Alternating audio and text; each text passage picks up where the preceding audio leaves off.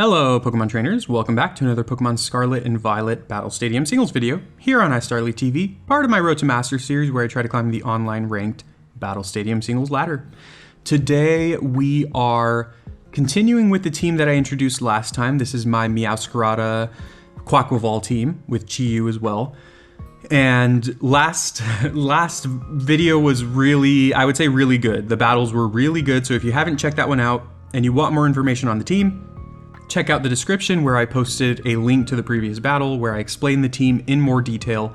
And the two games in that video were just great. They were so good. They were so back and forth, so close. I won't spoil the outcomes, but it was pretty fun. Anyways, let's get to today's games. So again, this is the team right here. Let's hope we can show off a little bit more of Quaquaval today than we showed off last time. And yeah, here we are. Game number 1, starting now. And this team is really interesting. These are a lot of Pokemon that you don't normally see, except for Fluttermane. You do see Fluttermane all the time. Great Tusk is somewhat common, Gholdengo is somewhat common, but everything else you really just do not see it that often. So it'll be fun to go up against this team here, and hopefully I won't make too many mistakes. Starting out, I like Meowscarada here. I actually think it has a solid matchup against almost all of my opponent's team here.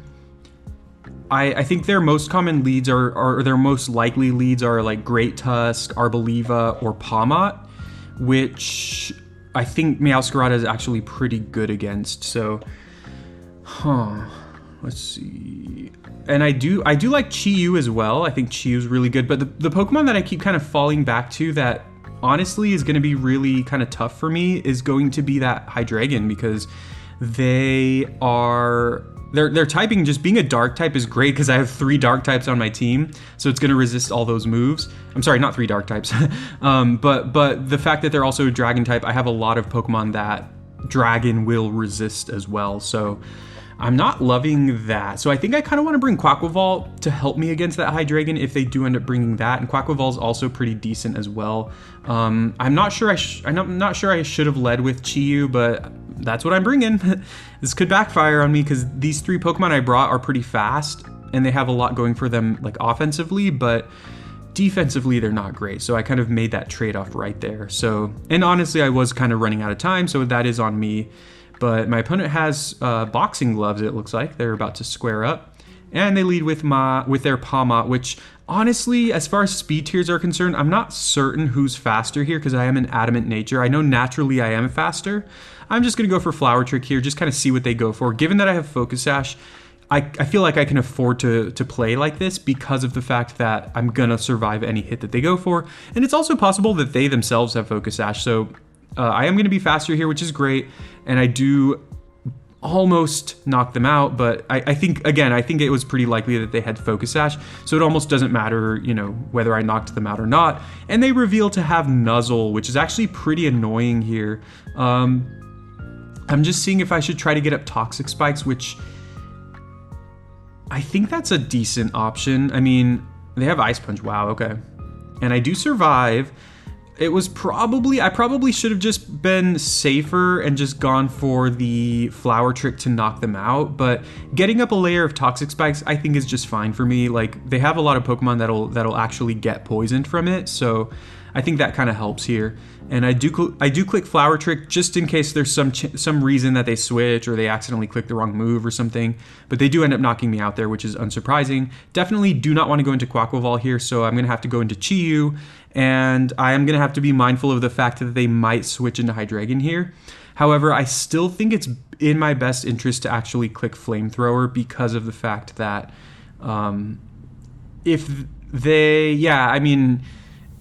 it's pretty likely they go into Hydreigon here, but also like if they just decide to say like, oh, my Pawmot's pretty much dead, so I'm just going to stay in a Nuzzle, and then I go for something else or something, then that could backfire. But anyways, I mean, I would have knocked them out no matter what move I go for, so I think it's just smarter to just knock them out here, even though it's possible that they could have switched into Hydreigon. Luckily they don't though, however they could just go into it now, and if they do, then that puts me into a rough position because I have to probably switch into Quaquaval or afford to lose my Chi-Yu. And they do, of course, go into Hydreigon. This is the Pokemon that I was most worried about. Okay, I'm thinking if my last Pokemon is Quaquaval, how am I going to do? all right. At least they don't have a Pokemon that completely walls me, but it would be nice to keep my Chi-Yu alive. Huh. I'm gonna Flamethrower. Maybe they'll Terra. Okay. Maybe I'll burn them? Does an okay. It's about a third of their health. They go sub, which actually makes me a lot more excited that I actually stayed in here because I get to go for Flamethrower again here. They are sub leftovers, which is really annoying. They might have Nasty Plot. Hydreigon doesn't really have too many moves that can take advantage of like Substitute. They might have Roost. I can't remember if Hydreigon has Roost, but you know, basically this has potential to be really annoying here, but I'm just gonna stay in and just spam Flamethrower. Like I feel like doing that is pretty good for me. It's gonna force them to either attack me or I don't know, switch out or something like that, both of which are good for me. So yeah, this puts me in a decent position. Yeah, even though getting Quaquaval in against them would have been nice, again, knowing now that they have Substitute, I'm better off just spamming Flamethrower. And they can try to substall me, but eventually they're going to be too low on health to go for Substitute, and they're going to have to do something at that point. And they do go Dark Pulse, which is nice.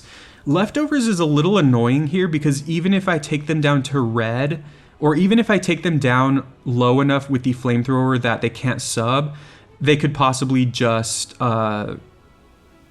recover that. Well, actually, never mind. I was gonna say they might be able to recover that with Leftovers and then go for sub after that, but it ends up being the case that they are gonna get knocked out here, which is perfect.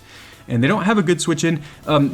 Of the remaining Pokemon on their team, they actually don't have that many Pokemon, or I don't think they have any Pokemon that can resist Flamethrower. Now, they still have not Terastallized, which is important, but I think that I'm going to be able to get off a lot of damage on whoever their last Pokemon is, and that's going to work out really well for me. Now, here's the thing. If their last Pokemon's Flutter Mane, it's not. Okay, never mind. Never mind. Take back what I said. And they do get poisoned here, which is nice.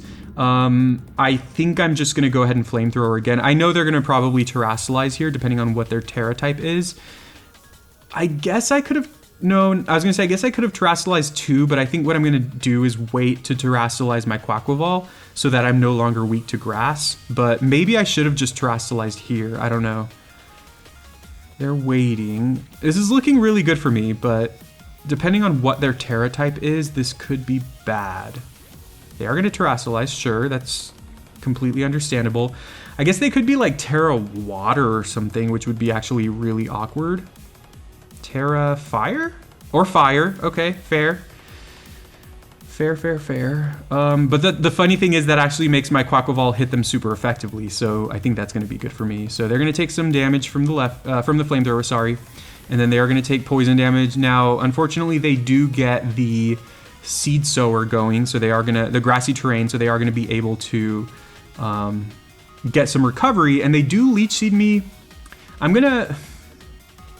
Honestly, I think I'm gonna switch now. Yeah, I think I switch now because I don't think it's. I mean, it is possible that they go Leech Seed again, which would be super annoying. Something I found is that Leech Seed is actually an extremely annoying move in this meta, but yeah, I'm just gonna go ahead and switch here. I don't think it's likely they Leech Seed, and if they do, I mean, I'm just gonna have to live with that. I really don't want them to though, but we'll see what they do here. They go Terra Blast, which is Terra Fire, which I love because obviously I'm gonna resist that. Now what I can do is Terastallize and go for Substitute, which means that they will not be able to Leech Seed me. However, that Terra Blast honestly does a good chunk of damage. I know Arboliva has a really high special attack stat though, so that's probably why. But I still think I'm better off just going for Substitute here and Terastallizing. Yeah, I think that's just my best bet. And then the funny thing is, if they Leech Seed... Okay, cool. Perfect. I was going to say, if they Leech Seed here, I can actually Encore them. Now, the funny thing is, I was probably overthinking it because the reason they canceled there was because they knew I was just going to go for a water... Or they figured I was just going to go for a Water-type move and probably knock them out. So, honestly, I probably could have just gone Aqua Step and ended the battle right there. So, I was just thinking a little too hard there, like overthinking everything. It was probably the case that I should have just clicked Aqua Step and the game would have been over. But either way, that was a fun one and I still ended up winning. So like I said, Leech Seed is a really annoying move. Sometimes if you're not prepared for it, it can just really annoy you. So keep that in mind. Let's go to game 2. Nice. I like my opponent's team a lot. They have Sylveon. They have Volcarona, who of course is a fire type. But the thing about Volcarona is it can Terastallize, obviously. which makes it really good. It's like kind of like the Dragonite effect, where it's a Pokemon that's really, really good, but its typing is bad. But the fact that you can change its typing makes it really, really good. So that's something that I'm going to need to be aware of and definitely scared of, which means this looks like a battle where I kind of want to bring Ting-Lu. Of course, though, that is probably obvious. So I'm going to have to keep that in mind. I still think I bring it, though. I actually don't think I lose too much for bringing it. And then from there, I like Meowscarada, but it also feels like a lot of their main threats they don't really care about it. So maybe I don't bring that. What about Quaquaval? Quaquaval, honestly, this is not a good game for Quaquaval either, sadly. So I do think Chi-Yu looks solid here. Chi-Yu has been great. It's been an all-star in this team. And then from there, it might be Gholdengo. Though in all honesty, I don't really love that. It could just be Meowscarada. I also don't love that, if I'm being honest, but I think the speed, or maybe it's Moth. I'm not sure. The thing is, their team is not very fast, but they have a lot of ways to boost their speed. Like Haxorus and Gyarados have Dragon Dance, Volcarona has Quiver Dance, so they have a lot of good options. Even though their Pokemon are not like the best, they have a lot of ways to mitigate their weaknesses, which is really scary. My opponent actually just straight up leads with Volcarona, which is really scary.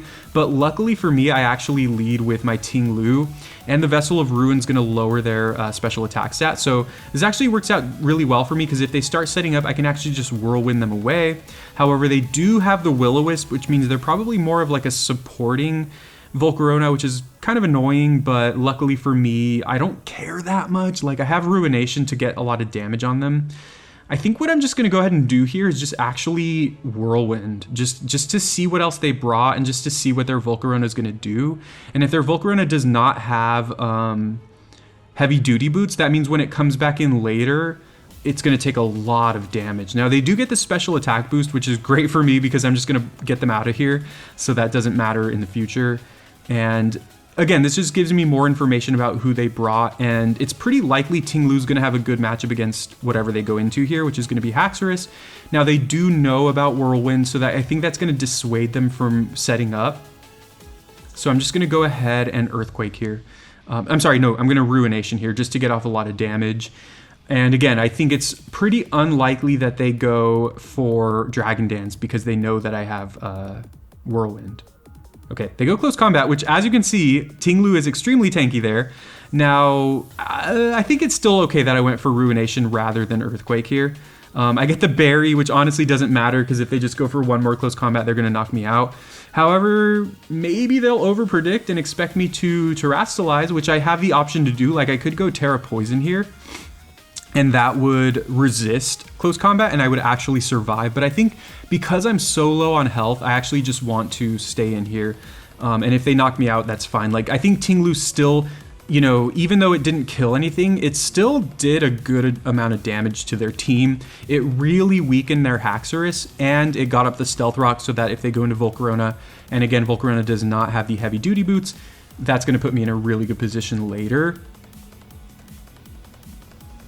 I think I just go into Chi-Yu now. This is where it's really annoying that I can't see their team on this screen. I guess I'm just going to go Chi-Yu here, go Dark Pulse, because I know the 2 of the 3 Pokemon they have for sure do not resist Dark. And in fact, I'm not sure anyone on their team. I think, do they have Chi-Yu? Let's see. Okay, they have Sylveon, but I'm still just going to click Dark Pulse because, well, I guess that's kind of obvious. I was going to say, in their mind, you know, maybe I'll go for Flamethrower so they don't want to go into Sylveon, but obviously I'm not going to do that. So that ends up being fine, though. I get rid of their Haxorus, which I think is great for me. I kind of forced their Haxorus to kind of perform, I would say, less well than they expected or than they wanted from it. So that's a good thing for me. They go into Garganacl, which actually I'm definitely okay with this. I mean, I want to get off as much damage as possible. Garganacl's not something I like facing, though, because they can hit me super effectively. Oh, wow. Okay. Yikes. I mean, that's great for me, but it always feels bad to flinch someone like that. They're probably going to recover here, but I mean, honestly, there's nothing else I can really do here. Hopefully I flinch again, even though, again, it feels bad. They go Salt Cure. I'm a little surprised here. I kind of feel like they, I mean, I guess Recover would only prolong, like, what they were doing. So I guess that makes sense that they didn't. But at this point now, if they go into Volcarona, they're dead. And if they stay in, they're dead. Unless they have, if they have Protect, I guess that's something that could stall out the game a little bit longer. But if they don't have Protect, their Garganacl is just straight up dead. Do I still lose damage to the Salt Cure? Because the game might just be over right now. Like, if they go Volcarona and they take the Stealth Rock damage, then even if they go Terra Fairy, I still think I'm going to be winning. And my last Pokemon is Iron Moth, who's pretty solid against Volcarona because I have a lot of special bulk. So yeah, let's just go Dark Pulse here. Importantly, of course, they did not take damage. Oh, they have Quiver Dance. Wow, okay. That is definitely annoying. Is Salt Cure still going, though? Oh, wow, it is. I think I survive. Okay, cool. So, I think I might knock him out here because I'm Scarfed. Yes. Okay, come on. Knock him out. Yes. Okay. That's awesome. All right, so Choice Scarf. So the funny thing here is, and this might not have mattered at all, but as I mentioned, I think I mentioned this in the last video, with my Chi-Yu, when I was testing this team, I had a slightly different Chi-Yu with max special attack, modest nature, and then enough speed to outspeed certain threats with Choice Scarf, and then the rest in HP. And I had a few different moves, or like a different move or two.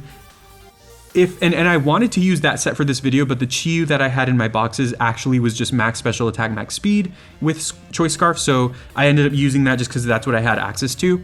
But I was like lamenting the fact that it wasn't the exact same set that I was testing with. And the funny thing is, right now in this battle, if it had been that set, if I had been using the set with not max speed, there was a chance that my opponent would have outsped me with their Volcarona, and I might have lost that game. Maybe. I mean, I still had Iron Moth in the back, but I don't know. That's just a little funny tidbit there. But yeah, that's game number 2. So in the 2 videos I did with this team, I went 4-0. So that's pretty fun. That's good news, I think. Chi-Yu was the all-star. Meowscarada was really good. Ting-Lu, as always, is great. Iron Moth, even though I didn't bring it in this battle, its kind of presence was very threatening to their team, and even Quaquaval, did something in this battle a little bit. So, yeah, good stuff. I like the team a lot. If you're interested, please do try it out. Let me know what you think about it. Let me know if you have any suggestions for any changes. But I had a lot of fun with this team. Maybe I'll bring it back. We are closer to the new season, which will begin on July 1st, and will allow us to use all the Pokemon transferable from Pokemon Home. So a bunch of new Pokemon are going to be added to the format, such as Zapdos, Urshifu, Landorus, etc. There's going to be so many Pokemon that we can use, and the metagame's going to be crazy at that point, which is great, because right now it's just a bunch of Ruin Legends everywhere, and they're cool Pokemon, they're good Pokemon, but definitely gets stale. But thank you very much for watching. I hope you enjoyed. Please leave a comment and a like, and subscribe for more Pokemon Scarlet and Violet videos. I'll see you soon. Have a good one.